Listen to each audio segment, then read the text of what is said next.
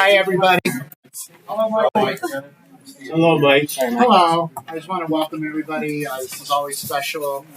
A couple times a year for the last at least 10 years, perhaps, maybe more. Seems like forever. Yeah.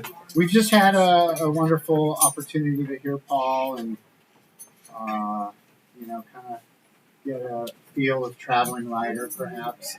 But, he's a good friend of mine. He's a good friend of the house. And I just think we are all lucky, to be here and to get to meet Paul.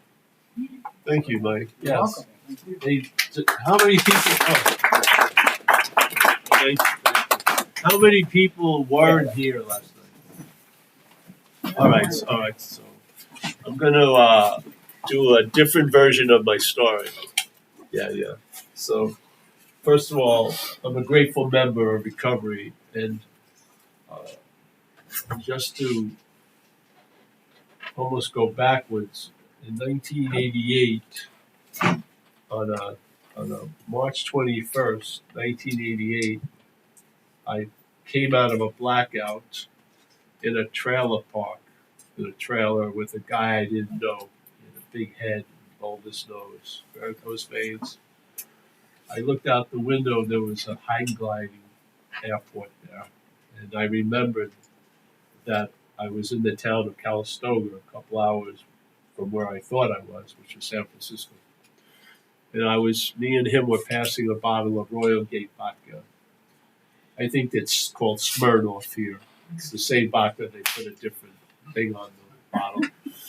We used to call it the gate you enter at the end, the Royal Gate. So we were passing this vodka back and forth, and I was looking at him.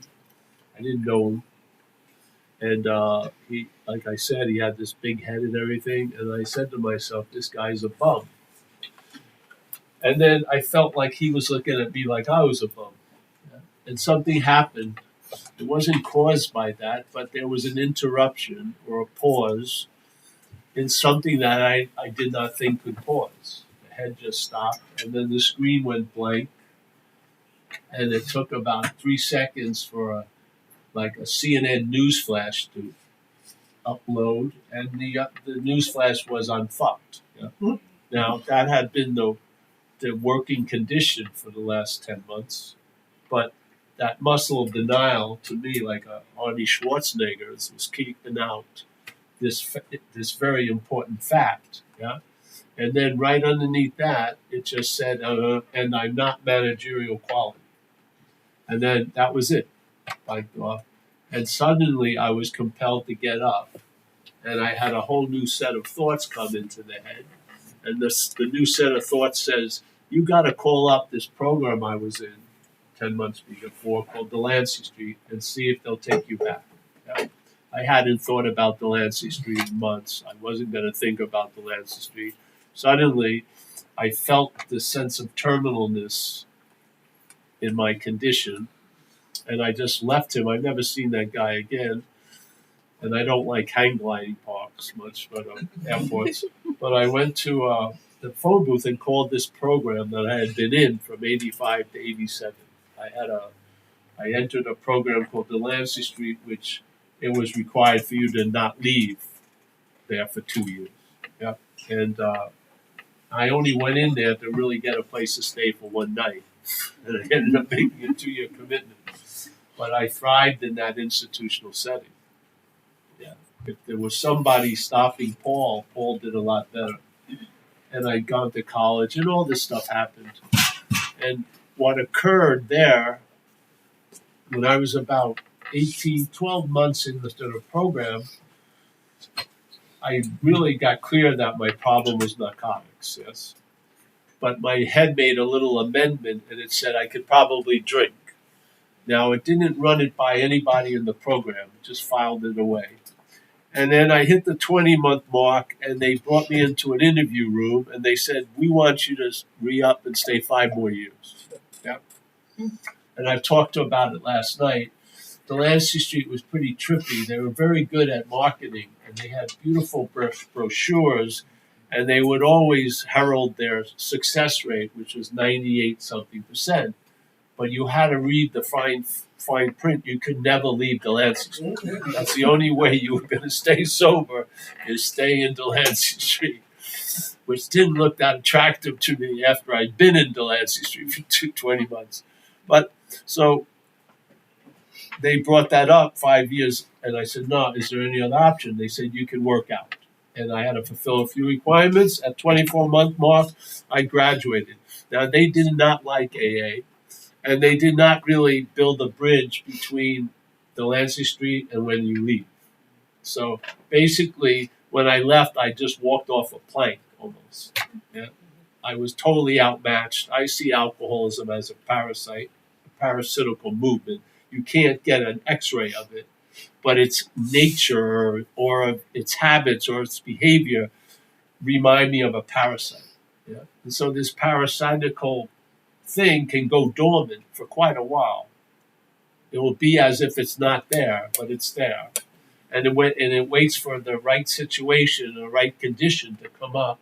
And it likes to get you alone a lot of the time, yeah? Which was difficult to do in Delancey Street because you were constantly surrounded by people. Wow. I like the control. It's nice. And so it was like a blackout. I just parachuted into Dover, New Jersey. Oh.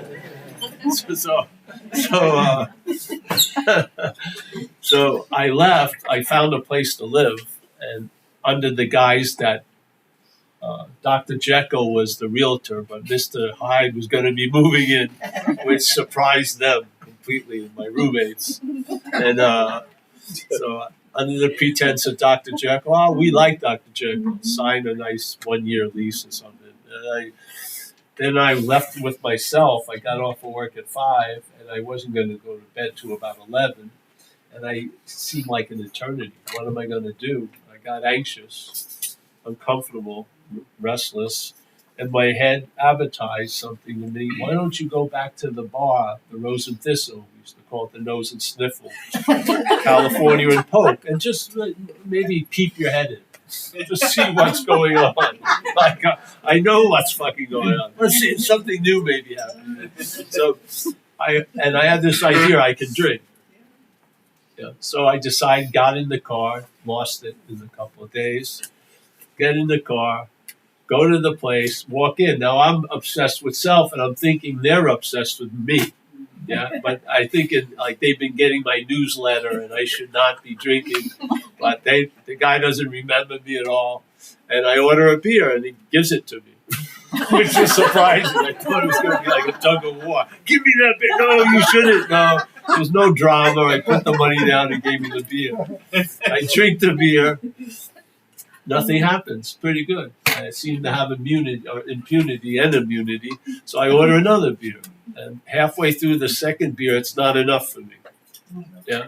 Now, I wanted more. Now, more could be alcohol, could be something else. For me, it's something else. So I was looking around the room to see if anyone, could see the guy that used to sell Coke or, whatever. And the guy had like a franchise there. He was still working. And so I kissed his ass, got the Coke, went into the bathroom. No, I went to the car, which I was going to leave. And I did a line of Coke, and it was like truly like Jack Nicholson in The Shining going through the bathroom door. Here's Johnny. Let's call the parasite Johnny. Johnny was reintroduced into my life.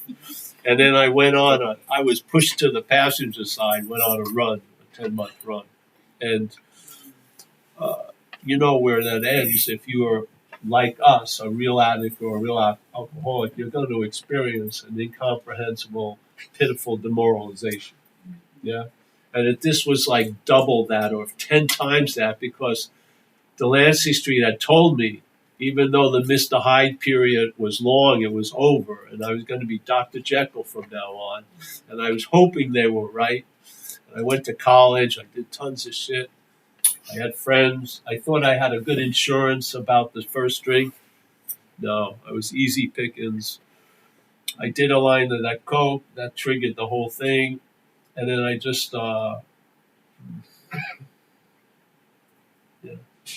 Actually, the worst part of it was the hopelessness of it, really. because a lot of times the hope still burnt eternal when I was out there. It was put out after this. It squashed any possibility that I thought I had to get sober, because I thought I gave it the best shot. 2 years, did everything. It didn't seem to have any credit to whatever was taking my soul, so to speak. So I really hit a hopeless, demoralized state, and I just wanted to stay loaded until I went to jail again or to a hospital or to die. So I was in that trailer with that attitude. Yeah. And yet I got struck sober, and that's being struck sober probably would have died in the 2 days. Yeah.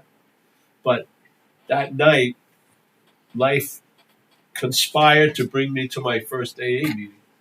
And the same deal I was given at Delancey Street, which was a 2-year commitment to have one night of sanctuary, a lady said, "You can stay at my place if you go to an AA meeting." And I thought, this is incredible progress. Last time I had the deal, I made a 2-year commitment. 1 hour, I could do it standing on my head. So I go, sure. And she took me to my first meeting, Salvation Army, in San Francisco. And it was a men's meeting, so she didn't come in, dropped me off. And then the thing I still remember to this day, I felt hope. And it allowed me to really tell the truth about how hopeless I was. It was incredible. I needed the possibility of hope to allow the hopelessness to really hit. And the amazing thing is, at 9, I went out of the building and she was there to pick me up. I was surprised. Now, she had a condo with another lady, and the other lady didn't like me. So she had to sneak me into her place, and I had to sleep in her closet, which was less than 6 feet, and I'm 6'2". So my first night was sleeping in a cramped closet. Don't make any noise. My roommate may hear you. And then I woke up the next morning, and some sanity had returned, and I said to myself, I better call this place AA, because I can't wait till 8 o'clock. I got to see if they have an earlier meeting. And so I called AA hotline, and they said there was a noon meeting at 17th and Guerrero, and I went there, and I've never stopped going for 35 years, pretty much. And I truly believe if I hadn't been introduced to this way of life, that miracle would have died on the vine. Yeah, just like many miracles have happened and died on the vine. And what happened is there was a wave of momentum, and I know very clearly, as we say in the second step, we come to believe that a power greater than us has restored us to sanity concerning the insanity that precedes the first drink. And it was clear no human power could have done what happened, because it hadn't happened through the love of my mother or the desire of the state or whatever. No one could get me sober, but something got me sober. And while I did not get sober in AA, but I stayed sober in AA. I got sober through the grace of God, or whatever you want to call it, but I've stayed sober with this way of life, or this design for living. And so the first step is, everyone on the steps, have you done them all, or whatever? Mostly, no. So the first step, obviously, they talk about it as you have to do it perfectly. And basically, it's just a reflecting on your using and drinking. Yeah? So you reflect on what it was like, and you should come to the conclusion that you're powerless over these substances, and you're not managerial quality. Yeah? And then with that condition, then maybe you're open to do what we do here. And then you're going to notice, step 2, that you have come to believe that something has done for you what you couldn't do because you're sober for 8 weeks, which has never happened. So you have the evidence. And to me, the second step is an observation of the effects of recovery. You observe that you haven't drank and you're not in jail for the first time in 8 weeks. Yeah, for 8 weeks, you're sober. Wow. And then the third step is the deal that's offered. And it was always interesting to me that it doesn't say turn your will and life over to the care of higher power. It says you make a decision to turn your life and will to the care of a higher power, because your life isn't under your jurisdiction. You've been taken over by the parasite. The parasite is basically the holder of your life. And therefore, because if it was your life and you surrendered it, there would only be a 3-step program. It would have been all done, yeah? But no, we have to do step 4 to 9, which are the working steps, to produce the condition for that decision to have some weight behind it, yeah? And so we do the working steps of AA to create the condition that allows the higher power to influence us, yeah? And then what happens? That decision has some power to it. And the third step comes to life truly after you do step 4 and 9. Do 4 and 9. That gives it its blood and its energy. Yeah. So you make a decision to turn your will life over to the higher power. And what motivated me is to look at what has my life and will now. Yeah. And I didn't hear a description of the problem that really rang a bell in me until it downloaded that I saw it as a parasitical movement. And it's changed my whole program, my whole way of life, when I saw that which has defeated me as other than me. Because I was handcuffed when I saw that I was defeated, but I thought it was me that defeated me. Yeah? And I was trying to be free as that which had defeated me instead of free from that which has defeated me. It sounds like it's semantic, but in the living of it is extremely different. Yeah? So I finally saw, because this idea that you're the doer of everything that happens, I did not believe, there was no way you were going to convince me that I chose to do a lot of the shit that I was compelled to do out there. You're not going to tell me that I wanted to go out on a Friday night to end up at 12 at night, going on all fours, going around a rug looking for something that looks like cocaine. You're just going to tell me that, you chose to do that, like I mapped out the plan. Oh yeah, completely berate myself and crawl on the floor and basically shoot lint into my fucking blood system. Lint. And it wasn't even wool or anything. It was fucking synthetic. Not cotton or nothing. Yeah? And you're going to tell me I planned it all. Yes, I did that. I did this. No. If you're driven, you're not the driver. As it says in the big book, we were driven. And if we were driven, it could be that we are driven and that we will be driven. Yeah? So we were driven. That does not mean you're the driver. It means you're the car or the vehicle that something is using to go somewhere or get somewhere. And that's what the parasite does. To me, the parasite that represents alcoholism or addiction knows it's fucking nasty as hell. It does. It knows that no sane host would ever put up with its takeover for not even an hour. It's just like if a big bug came in this room and landed on my arm, I would knock it off in a second.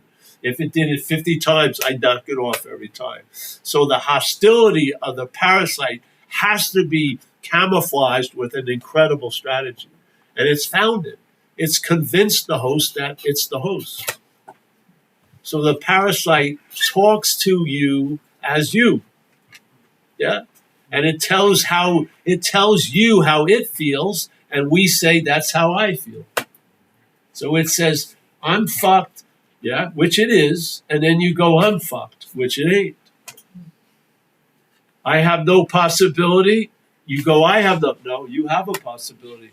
Where is that possibility grounded? You can see what has defeated you is not you, which will allow you not to be defeated by it. Because its strategy is through the act of being identified as the parasite defeats you. If you see the parasite as something other than you, you're not going to like its agenda. You're not. Because its agenda is based pretty much on your demise. Yeah. And you're not, and these ideas of when I meet people, I hate myself, that's not true.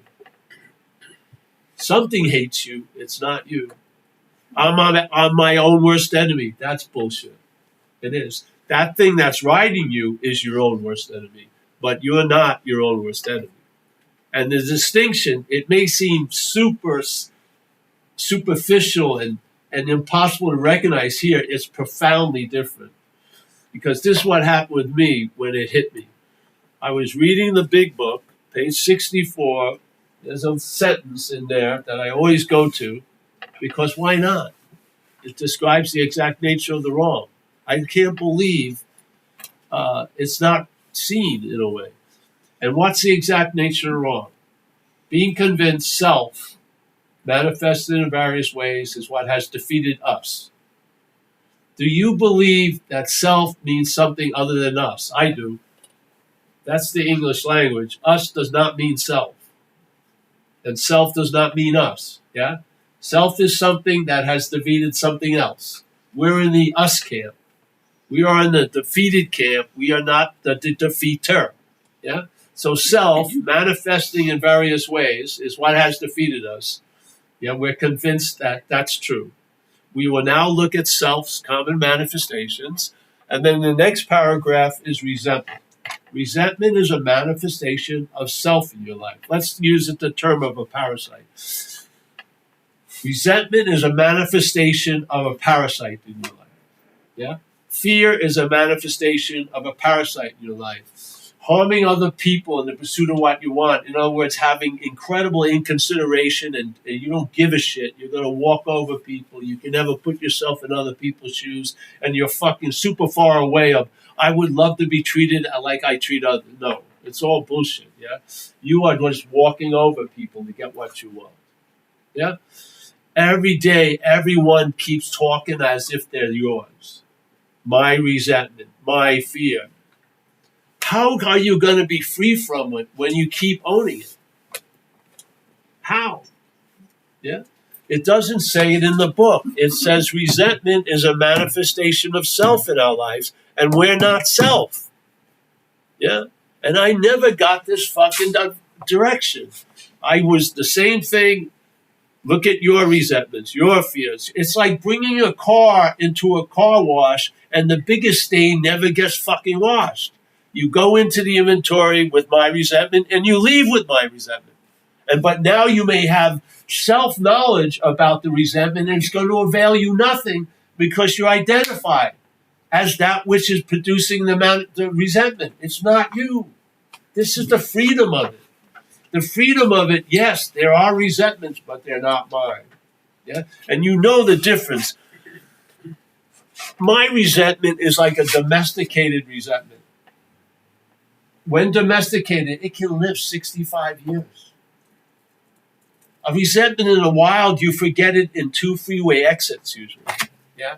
You're super mad and it passes. Or something, a nice shiny object, you go there. But my resentment can live for 60 years. There's vendettas, the clampets against the whatever, that go on generations. Right? Because they've been owned and now they own you. If you want to call the resentment yours, you're going to have it as a fucking pet a long time. Yeah. And it's a way that the parasite feeds off of us. It feeds off of us through its manifestations. And we call them ours.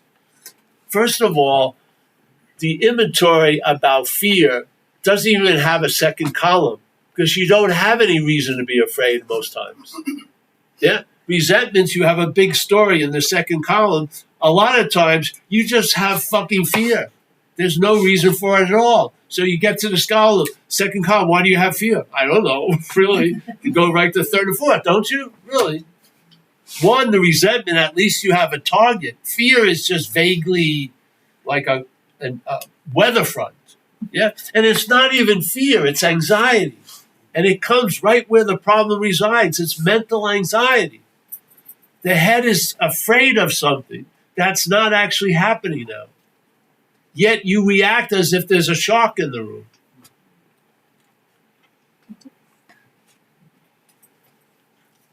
So I would say resentment, mental anxiety, and this idea of doing harm to other people, you were driven and compelled and used as transportation Are you after 10 years of sobriety, you're not doing the same shit you used to do with people. After 10 years of sobriety, you probably have the ability to have a viable relationship with another human being. Yeah?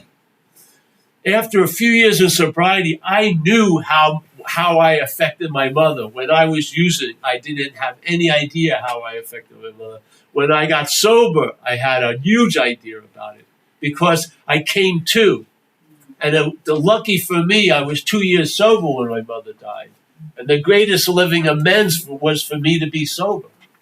That's all she ever wanted. She wanted me to be happy, but she had to combine that with sobriety because she knew I would never be happy if I wasn't sober. Yeah? So, my resentment, isn't it usually different? It's just like the money thing we did last night. I don't know if we did it last night. Money. I wish everyone here to have a lot of money. My money. I don't want you to have any of my money. Yeah? The word my changes everything. If a resentment is given life by my. Fear is given life by my. This is how it worked for me. It was about the 7th year, and I felt true relief from the bondage of self. And then it became stabilized, as it's described in 80-something. Yeah? The problem will not exist for you anymore. It's a pretty damn good solution. Yeah? And I truly believe the problem keeps existing as us because there's an identification with it. Yeah? I do. It's as simple as that. And this has been moving me to come here for 27 years or 35 years.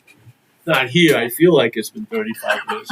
But here, just to pass this message on, because I wasn't hearing it in the groups. I wasn't hearing it at meetings. All I heard was, let's look at your resentments, your fears, and the sentence right there says, they're not mine. They're from self, and I'm not self. Yeah, so let's get it fucking clear. Let's have a clear diagnosis of what's actually happening. Because when I saw it wasn't me, and then the possibility I could be free from it was there, it told me in a flash why I hadn't been free, because I was trying to be free as it. Unbeknownst to me, I was trying to get out of self as Paul, but Paul was self. So I fell into the category self trying to get out of self, and how it was mystified to me was because one of them was called Paul. And I had a true belief, Paul can finally get out of self. Yes, but Paul is not Paul, it's self. The idea of you has been made into an image that doesn't appear to be you, it's the parasite. Yeah, so that happened, it never changed since then. And I just, you're not gonna pin it on me. I see it's sort of like if my dog took a shit on your lawn. Yeah? If my dog took a shit on your lawn and you called me up and said, hey, your dog took a shit on my lawn. All right, I make an amend, I'm sorry, and the amend is I'm not gonna walk the dog anywhere near your house, and I'll be there and pick it up, right? But that's that. Yeah, I don't think I took a shit on the lawn. I'm very clear it was the dog that took a shit on the lawn. Yeah? So now I'm accountable because it's my dog, but I'm not responsible. I didn't fucking take the shit. Yeah? So this leads me to the famous story of the pooper scooper, which is a good lead-in. I forgot about it, and I need to fill up some time. So the pooper scooper is a way I explain something, which is, here's a guy, has a lovely house, like a place we were at today, beautiful lawn in the back. He likes to run in the morning mist with no shoes. He has weddings there. He rents it to like croquet matches and shit. He loves it. Has a lot of pride about it. He has a lot of pictures of it. And then one day he jumps off the porch and he lands in some shit. Yeah? and he starts seeing there's more shit around him. And it's smelling. You know, he's got a wedding this Friday and he's like, what the fuck? So he says, he just says, fuck it, goes in the house, figures I'll take a look at it 2 hours from now, it'll probably be all gone. So goes back in, comes out, this time he's got boot on, And he walks around, there's a lot of shit. It stinks. Yeah? So now he's in trouble. And then he starts telling some people, and they have the same fucking problem. Oh, I can't even get this. I got about a 2x4 piece of the lawn that I can sit on. It's all shit. It smells like unbelievable. And all different versions of shit. Yeah? And so now he's seeing, wow, this is almost like an epidemic. And so the guy starts studying, what can I do to pick up the shit as fast as I can so I can enjoy, at least for a little while, some of the lawn. So he finds the pooper scooper and he starts using it, and he starts sharing at the meetings they have with all these people with this problem. And people start respecting this guy. And the guy's, wow, you're pretty good. Can you show me your technique? And you're going over to other people's. And now you can wield two pooper scoopers at the same time. And you're now sort of they're asked to be a circuit speaker. And now you're going around, there's a lot of people, and oh yes, I use this model and I use that, and make sure, you get your wrist clean, and there you go. And then now you got a little jacket autograph, Mr. Pooper Scooper. You got a lot of YouTube videos, you got a lot of autograph models that you got in the garage. And so now you feel like you're the master of the problem. You have the solution. And everyone's telling you have the solution, and everyone's looking up to you to get ideas about the solution. Yeah. So some guy who used to know you comes and I say, I hear you're like, Mr. Pooper Scooper and all this shit. And he says, do you want to know the answer to the solution? The guy goes, I got the solution, man. I can pick up a pound of shit in like 20 seconds. The guy goes, okay, just find the dog. Yeah. If you find the dog, get rid of the dog, there's not going to be any shit. Now, you would think you would rush and grab that solution, but there's a huge investment in being Mr. Pooper Scooper. It's almost his life. It's his livelihood. It's his career. He gets a lot of juice talking in front of all these people and, let me show you, a demonstration. Yeah. But the simple solution is find the dog.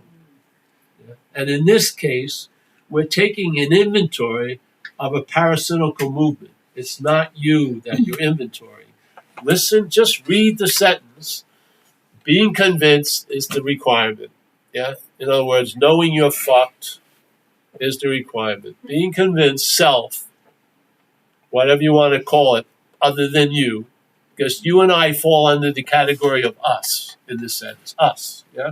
So being convinced self manifested in various ways is what has defeated us, which will defeat us. It will continue in sobriety. The defeat will continue. Yeah, it will. So, yeah, we are now going to look at its common manifestations. The next paragraph, there's only a little bit of white, and it jumps right to resentment. Resentment. Resentment is a manifestation of self in one's life. Why are you calling it yours? Unless you believe yourself. And the funny thing is, if self is talking to you, it talks about its manifestations with the word my. So when the head says my resentment, it's true. That's the truth. But we're believing it's saying it's our resentment, which is not the truth. So it's speaking truthfully as the parasite, and we're hearing it as Paul. It says, I'm afraid, and then I think Paul's afraid. There is a gap. There is a pause that is not true. And then it turns into it seems to be true. But it is not true. And that's the pause. That's the juice right there. If you see the resentment, yeah, and it's not tattooed with the my, you're going to see if you do an inventory and you look at your own things, you're going to see self's own things. And why is it in our community, people who love to take people's inventory? You do, don't you? Oh boy. Take an inventory of me. I look at you. I inventory you. I know you. I know you. It's very quick. It's like a scan. We love it. We're doing it all day. But for the fourth step, fucking months of fucking prodding. Just because you love doing other people's inventory. The parasite does not want you to look at your inventory because it knows you're going to see the parasites. Yeah? If you look at your role in your life, you're going to see its role. And it does not want you to see its role. So a lot of people leave at the fourth step in recovery. Yet they just naturally do inventories all day. And there's the prospect of someone's going to listen to you for 7 hours. Fuck. And you avoid that at all costs. Something's going on. Yeah, something is freaking going on.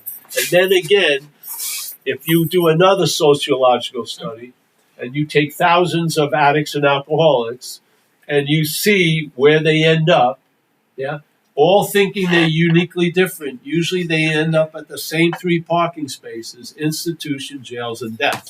Mm-hmm. All the while, as they're being driven there, they have a narration that they're the driver. And that's the driven. That's how they're driven. Because they don't see the driven, they see it as I'm the driver. Yet they end at the same place: institution, jails, and death. Even though they feel completely unique from everyone else that's parked there. Yeah? There's one thing that has defeated all of us. We give it the name self in recovery. And that name is singular. And what's defeated is plural, us. So the one defeats the many. Yeah? And it's a mental system, and it's there, and it's going to stay there. You have the ability to see you're not it, or you also have the ability not to see that and live as if you're that. Yeah? And that's why we have so much connection with each other, because we're living under the same fucking tyranny. The same tyranny. People in San Francisco are under the same tyranny that appears here. There's not a West Coast self and an East Coast self. There's not a European self and a South American self. It's very, very. If you've talked to one alcoholic, you've talked to fucking every alcoholic, haven't you? How many people do you actually meet, especially in Milestone? I bet you Nicoletta in 11 years or something have maybe met 12 people. But she's met thousands of alcoholics, thousands of alcoholism, talking as a Steve, but you've heard it over and over again. All different names, same rap. And you, Nicoletta, or anyone here could forecast your whole life. Not because they have an insight in Steve, but they know you're a fucking active alcoholic. And if it's not treated, this is what's going to happen. And it's going to be pretty close to it, man. You are like a soothsayer. Yeah? Because as soon as you hear the person talk, I know I'm not listening to Steve. I know alcoholism is talking. Yeah? And it's the same old motherfucking story. Same old. There's a huge elephant in the room. They're concentrating on everything else. Oh, I hate this place, blah, blah, blah. No rehab has ever invited you to come. No rehab has said, oh, I really want to see that guy. Yeah, let's get him, send him a message, a bonus. You know? No, you end up here. And I do not believe you drove yourself here. I believe you've been driven by a parasite. I do. And that's the whole point. And the reason why I keep harping on it, because I never heard it in AA. And I've been in AA 35 years. And I have never heard someone say, stop at this my resentment and let's look at it as a manifestation of self. So here I am. Yeah. Because if everyone was happy, joyous, and free, I wouldn't say fucking thing. But I cannot believe someone is feeling guilt and shame for something they didn't do 40 years ago because they have a story that they were the doer of everything. Yeah? I cannot believe we're not free from that. Yeah? There's no way I would have done the shit I did. But you would have done the same thing because the same tyranny ran you. That's why our behaviors are quite similar. Our reactions to life are similar. We think similar because we're not Paul and Steve. We're alcoholics for all intents and purposes. We're addicts for all intents and purposes. Yeah? And by telling the truth about what you think you are, you'll see you're not. Yeah? And it's been joyous for me because I'm a slacker at heart and I don't do shit, really. I'm not maintaining a spiritual condition. I believe I am a spiritual condition. And I think a spiritual condition maintains itself. And I did everything I was asked to do to produce an effect, and now I'm living in that effect. Yeah? And the effect is the problem doesn't exist for me anymore. That's a damn good solution.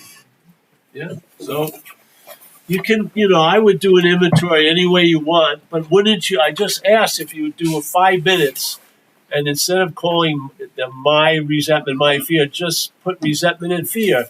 And instead of thinking they're yours or coming from you, just follow the sentence, and maybe they're coming out of self.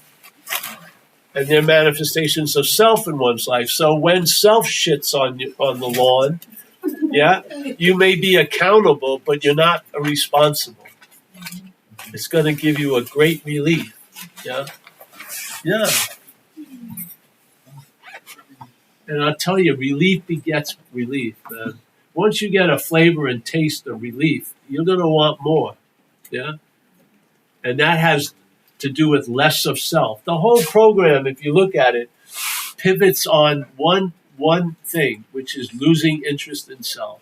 On page 63, it goes, losing interest in self, we gain interest in others, and we look at life and how we can contribute, and all these marvelous things happen, but they're all predicated on losing interest in self. Yeah. Yeah. And self can't lose interest in self. So if you see you're not a self, that's losing interest in self. Yeah? Yeah. Yeah. So any questions or anything? Yeah.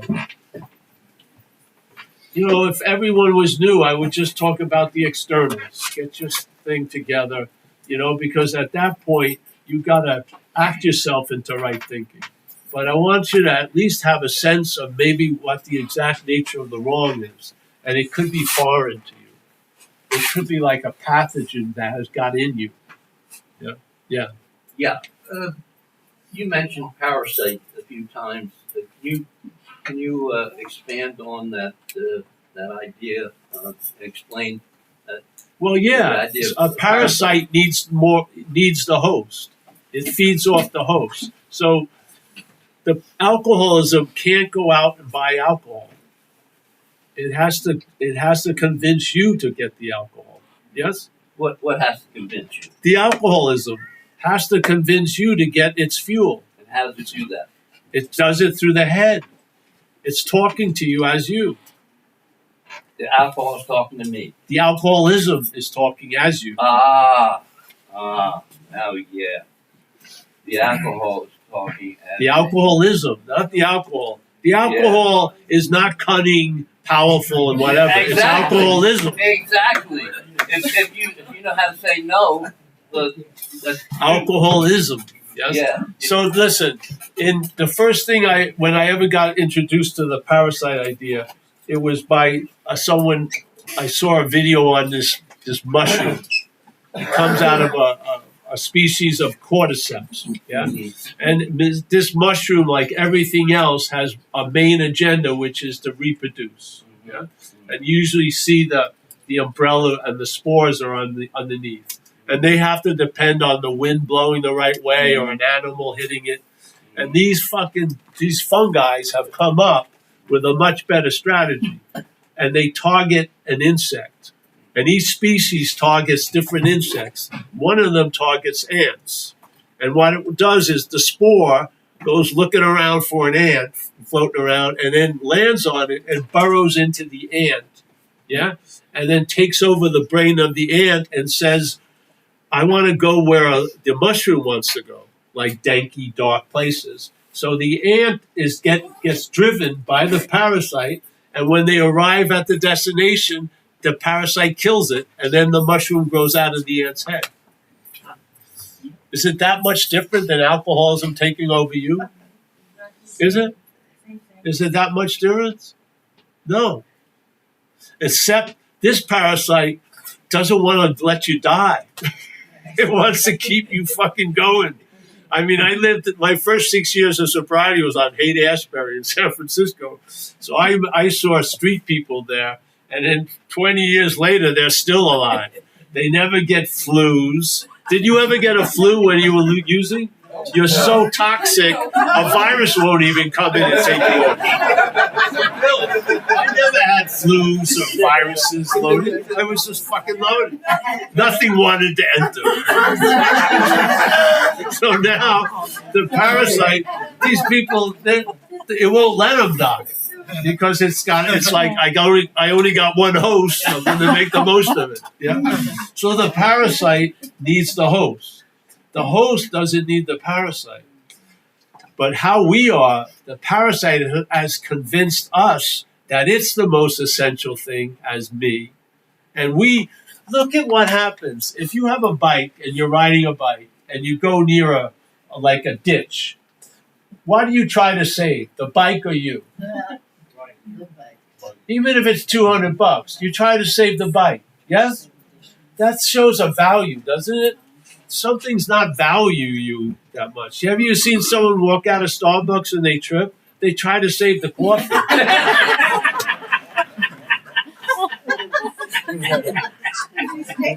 It's funny, but it's very insightful.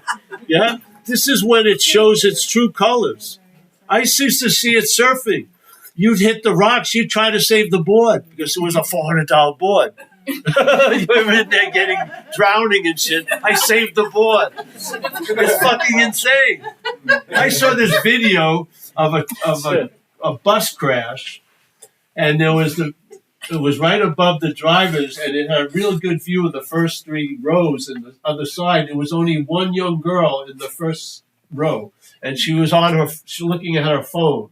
Yeah, and then there was a crash, and the bus was flipping over, and she was 360 like this, and there she was holding the phone. She would die before the phone. She's like, swear to God. Isn't that revealing? Yeah. I mean, really. I got it when I was young. I would drop some acid, and in my head, I was on two double orange sunshine. And then my head just started whispering, why don't you take about 9 Second-Alls? And I'm going, wait a minute. I learned in school that the greatest instinct is preservation. This thing's not, it wants to kill me. I'm going to take 9 Second-Alls and go to the Rod Stewart concert and two things of acid? I mean, it was fucking, take maybe 12. Where's the instincts of self-preservation? Yeah, self-preservation. Self was preserving it at the expense of me. Check it out. The bike could be $50. You'd rather the bus is coming. Save the bike. You can't run over. But then you think, oh, I love myself. I value myself. It fucking doesn't value it. It values you as transportation. You can get it alcohol. You can get it drama, what it feeds on. You can get it hate and resentments. It loves the shit. Yeah? Yeah. Just watch. Watch what happens. These people, you can see what really matters to certain things in you. And why would you want to let that be your GPS? It's going to drive you where it wants to go, not your destination. Yeah. Yeah. So would you then say, if you're tempted to drink alcohol or take a drug, if you say no, that shows that you love yourself. If you say yes, it says you don't love yourself. Well, the thing is, my own experience, when I was tempted to drink, I drank. Yeah. See, I followed every urge, basically, that ever urged me. That? Yeah. I have no idea. I would call it addiction. I was powerless. Okay. And what brought me to the thing is this power removed that urge. This power? What's this The power? higher power that we call, that urge was removed in my life. So I haven't had a strong feeling or a thought about alcohol and drugs. I see. But usually, the only way I enter AA is surrender. I admit that I'm outmatched, and I can be moved by an urge. And thank God that urge never comes, to tell you the truth. So now I'm in the habit of being sober. And maybe I would do better with the urges. But usually when I had a strong urge, I followed it. Yeah. Just the way it goes. And where does the strong urge come from? Well, I think it's a pulsating of the addiction, which is the parasite, the throbbing of the parasite's thirst for something. Yes. Some people will call it mortal mind. Some people will call it mortal mind, which is universal hypnotism. Well, if that works for them, that's great. I like the idea of parasite because it's a good image. Yeah, I'm just saying there's similarities there. In other words, well, yeah, it's a hypnotism or a trance. Shit, yeah, for sure. That we fall into. Look at what's happening with drugs now. I listen, and then we'll get to the two things. There's stuff that eats your flesh, shit. So we watch zombie movies, and now we're projecting actual zombies now, right? They walk around supposedly with the head rolling in Kensington down near Philly. It's like fucking right out of the movie that we've seen. Could you imagine if you weighed the decision, all right, getting high and having my flesh eaten? Let me see. I mean, something has to have taken you over to fucking do that. Something doesn't give a fucking shit about your skin or your flesh. Yeah. And they don't look, yeah. So two, yes, you, and then a friend back there. Yep. Oh, so thank you for sharing, by the way. When you stop listening to the bad parasite, what's the good? What do you replace it with? I guess. Like, well, we don't replace it with. Like, and how do I know when I find either the good parasite or the good funk, whatever? Well, you'll come to know it first in the beginning by its fruit. In other words, if you're out in the cold, super cold now, with your flesh being eaten, you probably listen to the parasite. Yeah. So that's the harder way to find out. Yeah. But when you're in when the channel that you've been listening to with great devotion gets switched a little, you'll be able to tell the difference in time. Yeah. Yeah, you'll be because they're different frequencies, really. Right now, we get the same scrambled frequency most of the time, self-centeredness. But there's other stations playing that you start picking up. And you and you can see what it is by the fruit it produces. Like you're starting to feel better, you're having a sense of belonging, you're getting self-esteem because you're doing service for others. Yeah, you're listening to some good suggestions. Well, I guess I'm just kind of more referring to daily life, like big decisions, like stuff's coming up and you're in treatment and stuff. Yeah. And I don't know which way to go. Well, I would always run that by someone else. Yeah, yeah, you know what I mean? Because anytime in AA when someone has some great idea but it's not willing to share it, it may not be such a great idea. Yeah. So if you run things by people have heard everything here. And get some advice and see what goes. After a while, you just get used to going in a different direction. Yeah, it's almost like a gravitational pull.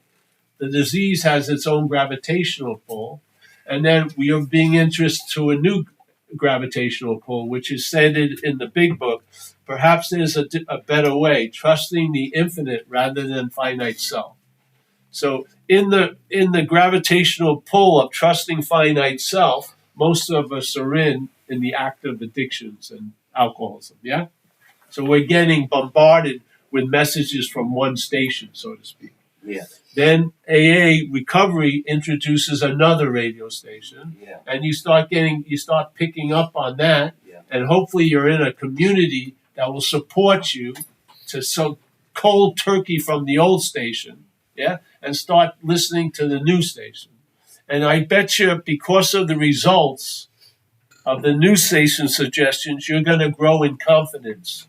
So your shifting of faith is going to move to the infinite. Yeah. Right now, most of us, it's in the finite self. And the point of this program is to migrate the faith from the self to something else, something greater than self. Yeah.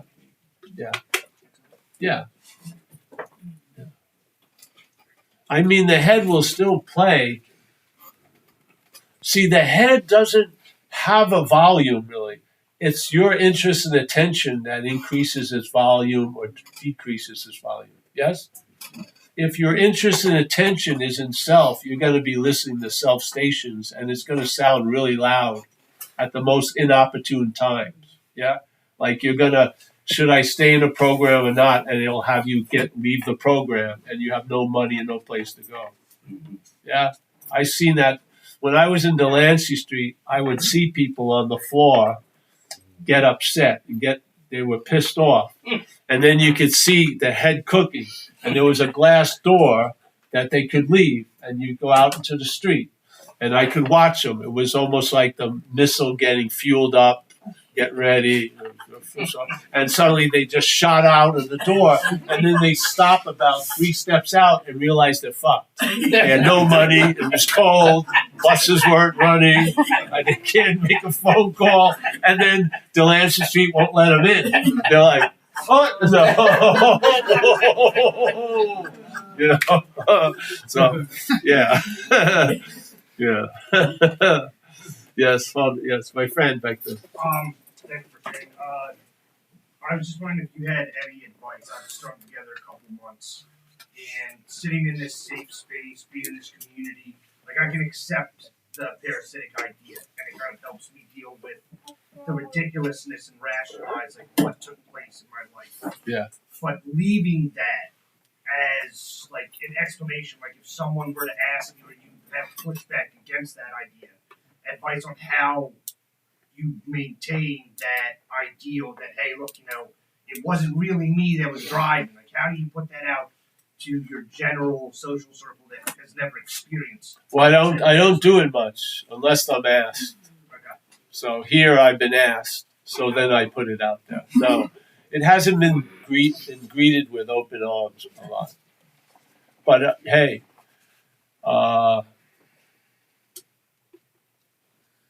this is how I saw it, and this is how I see it. And I'm a member of AA, and if I was walking around AA and everyone was extremely happy, joyous, and free, I probably wouldn't say shit. I wouldn't, because they'd have exactly what I'd like to have and have other people, but I don't. I see a lot of people captured by the past and tons of shit, and especially the manifestations of self by calling them theirs. And if I have but I'm not going to, it's like pearls before swine. I'm not going to, if whatever you're doing is working, great. I'm just saying if it brings you to a point where there's some kind of a suspicion that there could be more, this could be the thing. Yes? Because there is not a clear diagnosis of the exact nature of the wrong presented. Because the people who wrote the big book only had 4 years at most. Yeah? Now, and it says in our A Vision for Us, which is we know but a little, those people, and the people who come after us are going to add on to it. And here we are. There's people here that have come after them and have lots of time. And they've been sober for a long time, and a lot of shit's happened. Yeah? That wasn't available yet to them because they only had 4 years sober. We have 35 years sober, 50, 60 years sober. And as it says there, this higher power is going to constantly reveal more to us. Yeah, well, I think there's been a revelation of the exact nature of the wrong. And I'm willing to stand by it for 27 years or something. Yeah, because if anything was working better, I'd fucking bow down to it. I just don't see it. I see people trapped by being a past doer and having contemporary guilt and shame for shit they never actually did. Yeah? They were driven to do that behavior. They made their amends. It was the dog that took the shit on the lawn. It wasn't you that took the shit on the lawn. Yeah? That's a form of accountability. It's not a disproportional responsibility. And I know why we're afraid, because when you were a kid, and you had the beginnings of self-centeredness, you thought you were responsible for fucking everything. Mm-hmm. Yeah? If you walked in a room and someone yawned, you thought you were boring. Right? I saw it. I had a profound example of it when my father got very ill. My mother took me aside and brought the family doctor, and they explained to me, my father got ill. It's not about you. Yeah? My father got ill. He's not going to be able to play with you as much as He used to. And the only way I heard it was, what did I do to cause my father not to want to play with me? So I had an inappropriate, huge sense of responsibility, and I wanted relief from fucking that. And drinking started giving me that relief. So then my whole goal was to be irresponsible. And then it got to such a point, I come to AA, I have to become responsible again. So I did. I've done all the amends. I did the inventory. And when I did the inventory, I saw something other than me that had a huge influence in what supposedly I did. And I believe in this description of driven, self-imposed. You made a decision based on self that set off trains of circumstances that has brought you misfortune you feel you don't deserve. Self is probably the most used word in the whole book. Maybe we should have a fucking clear understanding about it. I believe the understanding is based on its nature, and its nature is foreign to us.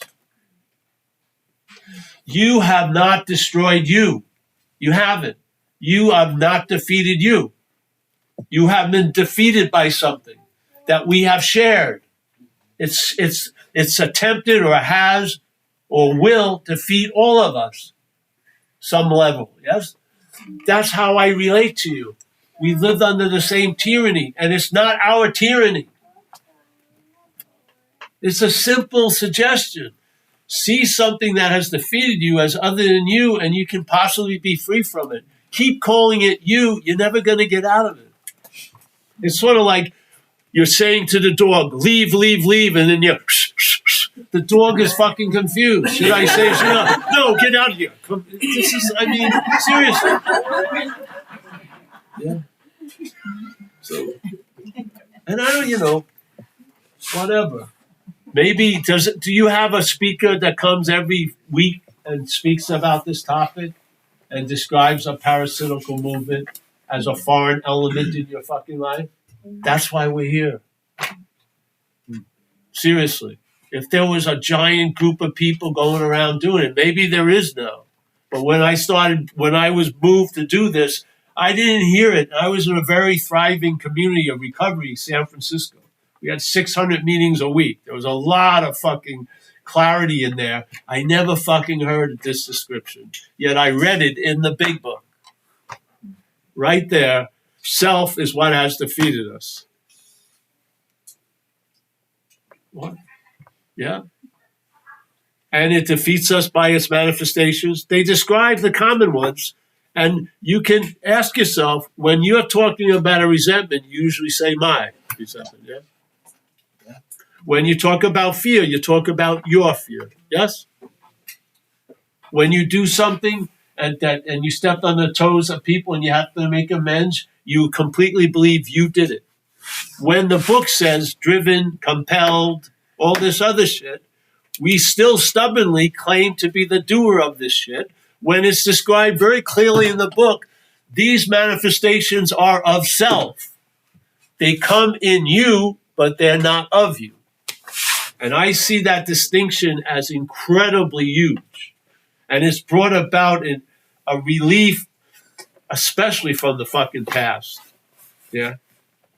No, 1 second. Yeah. Especially from the past. Yeah? And I just heard someone say, where we were at dinner, I think, guilt and the past. They go synonymously. Yes? This is why the head loves you to dwell in the past, because you're the doer of all that fucking shit. And it loves to worry about the future because it casts you as the doer of all the fucking destitution that you're going to arrive at. Yeah? Yet here, can you tell me you're seeing? Tell me how you do it. Start with no seeing, and now tell me how you start to see. You're not seeing. They're seeing. There's hearing. Are you hearing? Are you making an effort? Did you make a list today what you wanted to hear? And did you hear that list? Did you hear that cat fucking crying, getting fornicated down the alley? I didn't want to hear that. Did you hear it? Yeah. Yeah. Did you hear someone talking about you as an asshole? You didn't want to hear that, but you heard it. Yeah. The hearing, feeling, tasting, touching, smelling, this is going on before you're the idea of being the doer of it. Yeah. Really. So It's just an invitation. Just forget all about tonight. Just go to a meeting tomorrow. Just fucking get your externals down. And this understanding, you'll start living in it instead of listening to it. It will. If you just stay with this program, eventually you're going to see a distinction between you and something else. And maybe you're not going to take. I cannot. It's very heavy to try to live under this cloud of you destroyed your own life. That's not a winning solution. I destroyed my whole life. I hate myself. This is just, that's really behind the eight ball, really. And I see something that hates me, but I don't see it as me. Yeah. And it's brought me a great relief. And I was definitely a real alcoholic and a real addict. And I, humbly, if you really want to hear it, I believe the true addiction is the mental addiction to this idea of self. Mm-hmm. And I believe this addiction is unbelievable because I did a lot of cocaine. I loved coke. Yeah. I do anything for coke. It wasn't fun at all most of the time, and I still did it. And yet I never thought I was cocaine. Never. Never crossed that line. I never tried to sleep in a bindle. Never did anything. Very clear, no matter how 10-day run, never, I'm cocaine. No, never got close to it. I truly believe we are identified as the drug of the mental state, which is self. I am taking myself to be cocaine, trying to stop using cocaine. It's mind-boggling. It's true. I think that is the original addiction. It's a mental one. And it's the addiction of the mental state to this ideation of being a long-lasting, independent, separate thing. You. It's humbly. It's so, how are you going to stop doing it as it?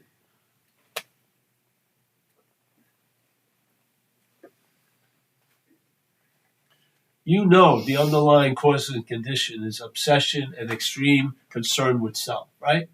Any life run on its will, self-will is hardly going to be a success. Self is a fucking thing. It doesn't appear as a chair, but it's in us. Yeah? And it has very finite traits. It's been recognized in AA. It has been seen because it always overplays its hand. Yeah? And yet still it camouflages in plain sight as us.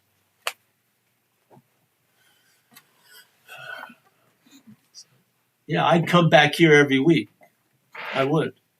Because I feel, to me, it was just the hearing of it. Yeah. I couldn't come to this possibility, but I could hear about the possibility and come to it that way. Yeah. And so just doing what I hope others would do for me. Yeah. Yeah. Yeah. So don't hold it against me, please. Yeah. I'm just trying my best as a drug addict and alcoholic, a recovered one. I feel the possibility of relief is getting very underestimated, really. And I think we're adapting to an occupation we shouldn't adapt to. We shouldn't waste so much time and money trying to improve self. I would just like to lose interest in it.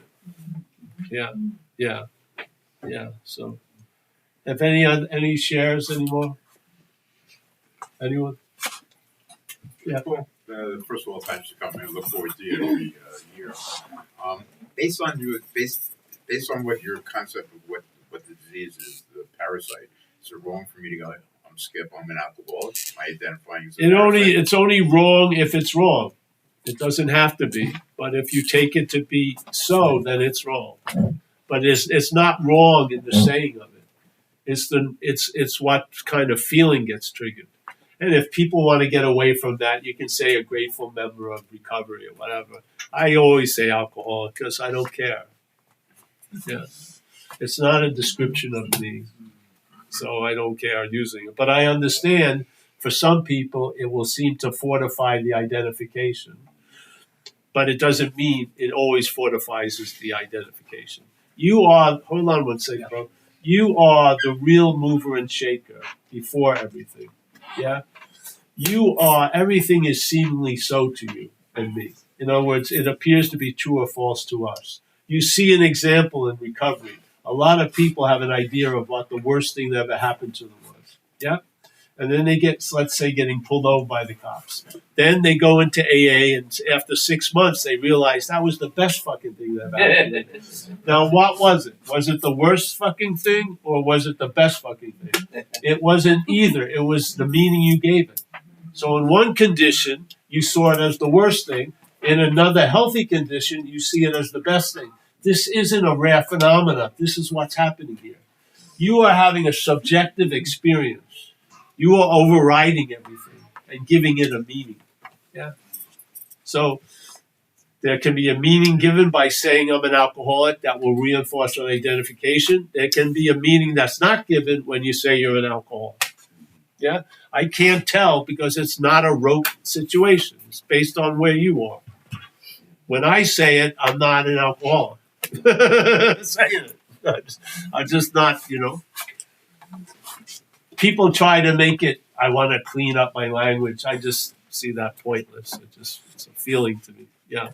Yeah, on that point, very interesting. It came to me one day, doing some other study outside of the realm of A literature, that I got to a point where I didn't like the label of being an alcoholic. And I started to say, there's got to be another way to explain without putting that label of an alcoholic on me, because that means I'm an alcoholic forever, and it means that I'm an alcoholic I don't like labels, Why put that label? Of course, it's been around for a long time, it's accepted and what have you.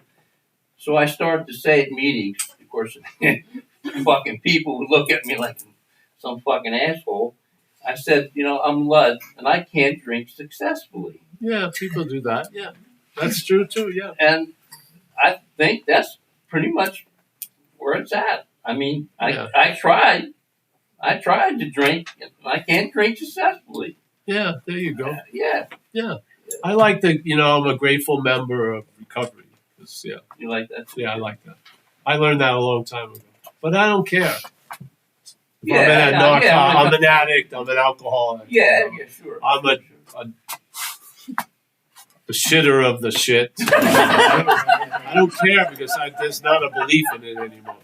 I just don't believe it, so I can say it. I don't care. Yeah, I don't. When in Rome, you do as a Roman, so I don't want to. I can't. I'm fucking at an A meeting. I'm gonna say I'm an alcoholic. Yeah. Seriously. I had to go back to that because seemed to be that moving. People give me bad looks all the time. I said, "Fuck it, I'm just gonna." It may be for some other reason. Just to humbly share that with you. It may not be what you think. All right, I think we're losing everybody. Let's go home. Yeah. I think so. Do you want to announce anything? I can't believe I'm going to be here again tomorrow night. I'm running out of whole material. But I hope I never run out of I just would love to see everyone here travel lighter. And that doesn't mean that everything's going to get great, but that you'll be able to travel lighter through whatever life has in store for you. And I truly believe this is a remedy of that stubborn heaviness that comes with everything. Yeah. If it isn't about you, everything's lighter, isn't it? Yeah. Well, this message is everything is not about you. There's no you. Yes. Yeah. So, all right. Well, thank you. Yes.